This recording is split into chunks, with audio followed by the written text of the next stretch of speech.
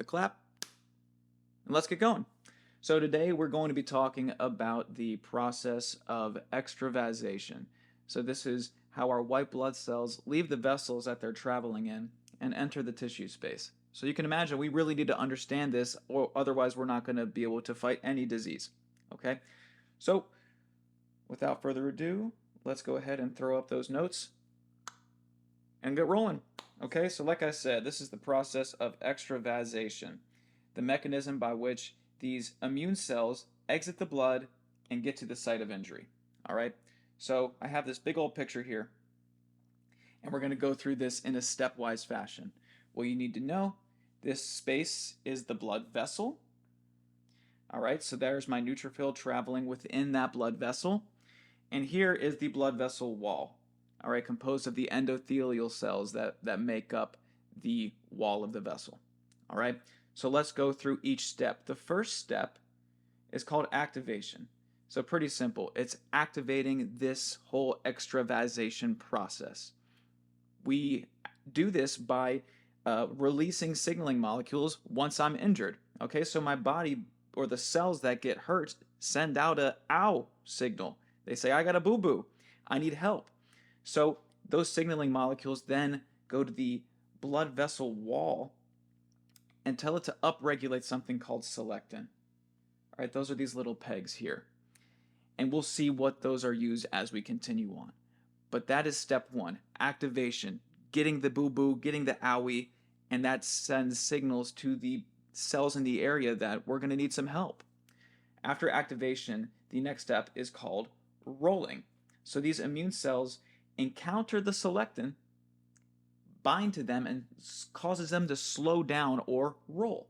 All right, and that's depicted here. This neutrophil has gotten close to the endothelial wall and has seen selectin on the barrier. So it knows, hey, something's not right here. I only see selectin if there's a boo-boo, and now I got to do something about that.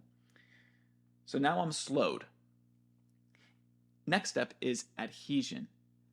So a stop. So the selectins have now slowed me down enough where I can get an even tighter bind with something called integrin. I'm really not that stressed about integrin and selectin and knowing the names. What I want you to know is the process. And the process here is we've been rolling, and that has allowed for more of a tighter connection through integrin, and now I'm at a stop. All right?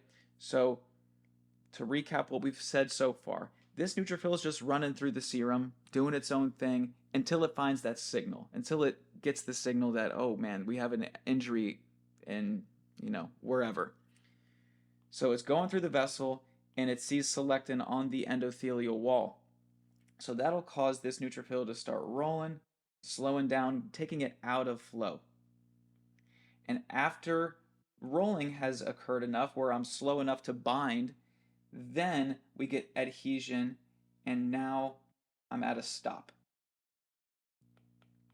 All right, so now I have a tight enough bond to be on the vessel wall and not leave the site of injury. Right now I'm where I need to be, but I'm still in the vasculature. That's not where the injury happened. It's in the tissue space.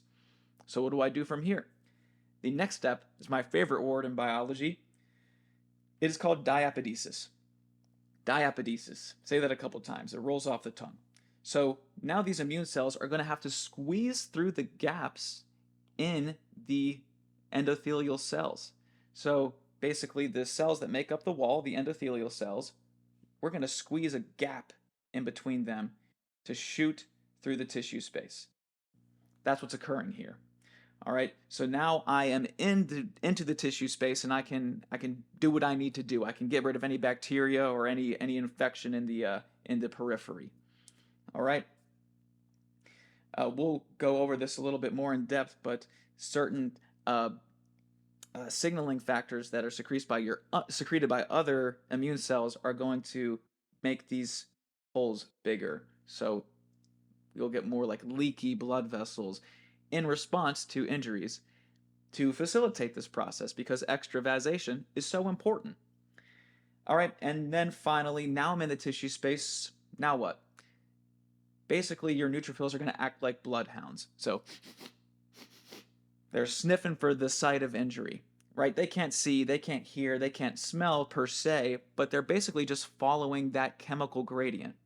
So at the site of injury, so here's my lesion, that's going to cause all those cells that were there got ruptured or died in some fashion, and they secrete a bunch of signaling factors here that I've represented with all these dots. So these are all AL factors saying, please come help, I got a lesion. Okay? All the neutrophil has to do is follow that gradient, right? If I see a little bit here and a lot of it here, then it knows just based off of that concentration gradient where the lesion occurred. All right. And it can also just follow the concentration of microbes as well, since neutrophils are phagocytic in nature. So it's following those chemicals, and it's also getting rid of any microbes that it comes across along the way. All right. So that final step, chemotaxis, chemo, chemicals, taxis, moving, like hailing a taxi.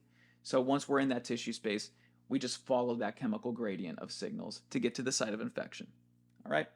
And our neutrophils are awesome. Remember, those are our first responders, so they are typically at infection as quick as possible. And if you have a pretty bad cut and you, like, I don't know, scrape your knee real bad when you were younger and you get that white pussy kind of film underneath the scab, that is literally composed of dead neutrophils. So those guys will throw down for you at any given moment. Yeah, if you couldn't tell, I think this stuff is really cool.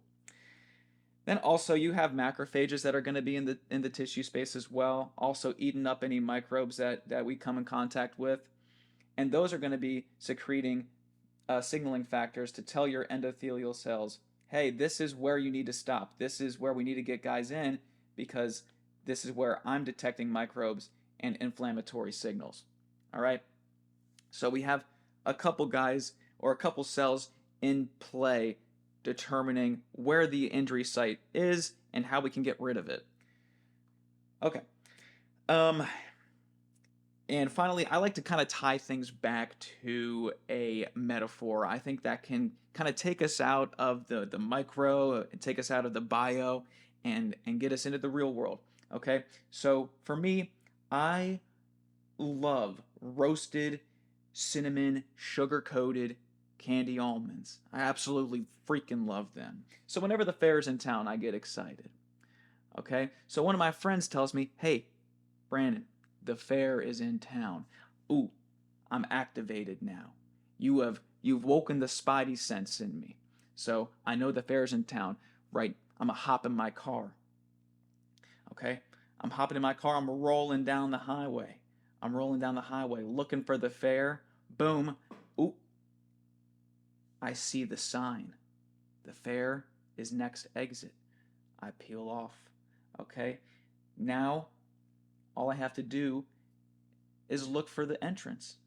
And I see the entrance gate to the fair. So I'm going to get out of my car and squeeze on through the gate. And now that I'm in the fair, it's pretty simple. All I got to do is sniff out the roasted cinnamon sugar coated candy almonds. And that's exactly what this neutrophil does. Pop, pop, pop, just follows that chemical gradient and gets to the prize, gets to those almonds.